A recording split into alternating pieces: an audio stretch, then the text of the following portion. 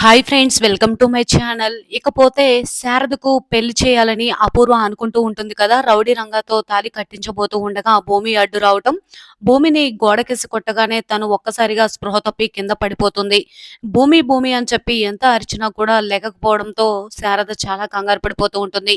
ఇంకా ఏంట్రా చూస్తున్నావు, తొందరగా దాని మెడలో తాళి కట్టు అనగానే రౌడీ రంగా అప్పుడే శారద దగ్గరికి వెళ్ళి తాళి కట్టబోతూ ఉండగా వెంటనే గగన్ వచ్చి ఇక రంగా జుట్టు పట్టుకొని ఆ చేతిలో ఉన్న తాళిని విసిరేయడంతో గోడ దగ్గర స్పృహ లేకుండా పడి ఉన్న భూమి మెడలో ఆ తాళి పడడంతో అపూర్వ ఒక్కసారిగా షాక్ అయిపోతుంది.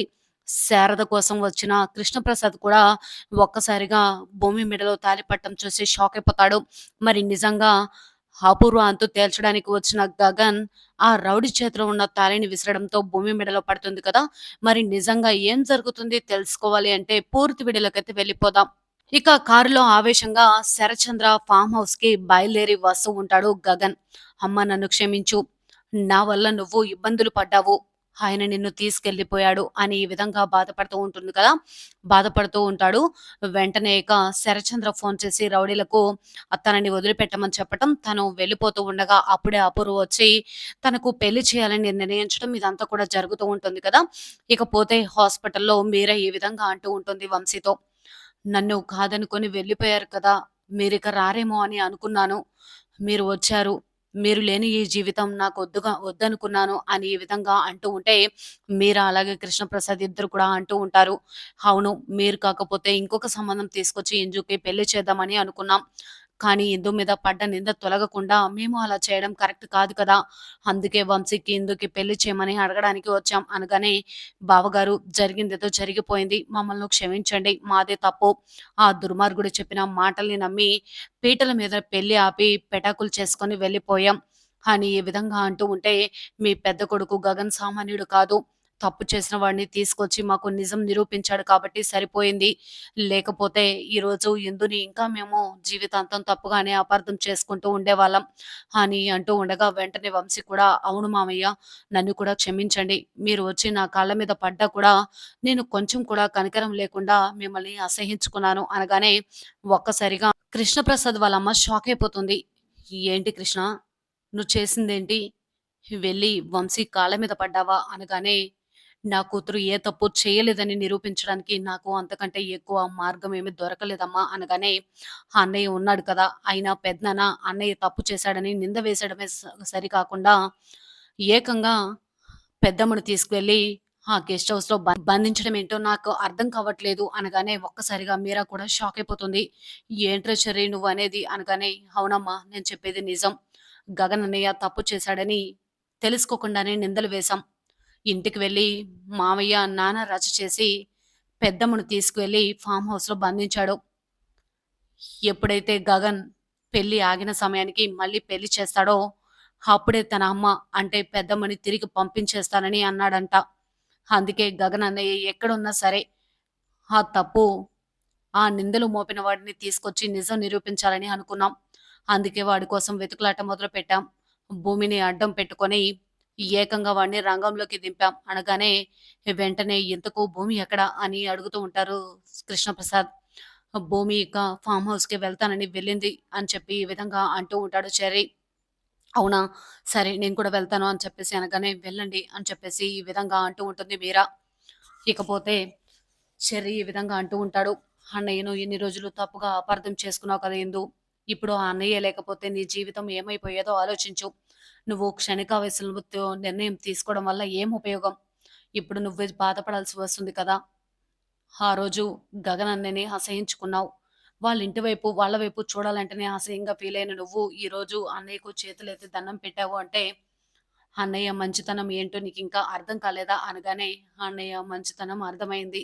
ఇన్నాళ్ళు ఆయన్నే తప్పుగా అపార్థం చేసుకోవడమే కాకుండా పూర్ణిని కూడా నా వల్ల చాలా బాధ పెట్టాను చెర్రీ అని అంటూ ఉంటుంది ఇందు. ఏది ఏమైనా ఇప్పటికైనా నువ్వు అన్నయ్యని అర్థం చేసుకున్నావు. మాకదే సంతోషం అని అంటూ ఉంటాడు చెర్రీ. ఇక వెంటనే ఫామ్ హౌస్‌కి వెళ్తూ ఉంటాడు కదా గగన్. అప్పటికే రౌడీ రంగా చేతిలో తాళిబొట్టుతో దగ్గరికి వెళ్తూ ఉంటాడు. అపూర్వ ఈ విధంగా అంటూ ఉంటుంది. కట్టరా తాళి ఇంకా ఏం చూస్తున్నావు అని అనగానే, కడుతున్నాను మేడం. నాకు ఇంకా ఎందుకో కంగారుగా ఉంది అనగానే, నీకు పెళ్లి కావాలా వద్దా చెప్పు. లేకపోతే ఇంకొక ఆ అవకాశం ఇంకొకళ్ళకిస్తాను అనగానే, అయ్యో! లేదు మేడం నేనే కడతాను అని ఈ విధంగా అంటూ ఉంటాడు. శారద మాత్రం వద్దు అపూర్వ నీకు దండం పెడతాను. నేనేం పాపం చేశాను నన్ను ఇంతలా బాధ పెడుతున్నావు అనగానే, నువ్వు గగన్ లాంటి కొడుకుని కనడమే నువ్వు చేసిన పెద్ద పాపం అనగానే, నా కొడుకు ఏం తప్పు చేశాడు? నా కొడుకు తప్పు చేయకపోయినా వాడి మీద ఎప్పుడు నిందలు మోపుతూనే ఉన్నావు. చివరికి నువ్వే ఎందు పెళ్లి ఆ పిల్ల చేసి కూడా ఈరోజు నా కొడుకు మీద నింద వేశావని నాకు తెలుసు అనగానే అపూర్వ షాక్ అయిపోతుంది.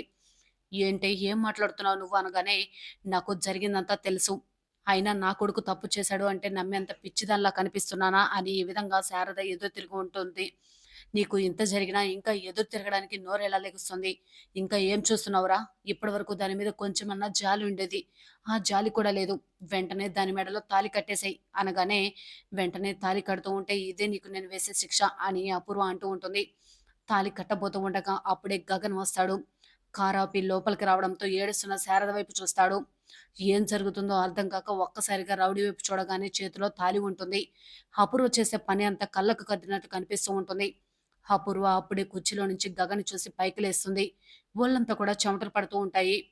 గోడ తగిలి స్పృహ లేకుండా పడి ఉన్న భూమిని కూడా చూస్తాడు. భూమి భూమి అని అంటూ ఉంటాడు గగన్.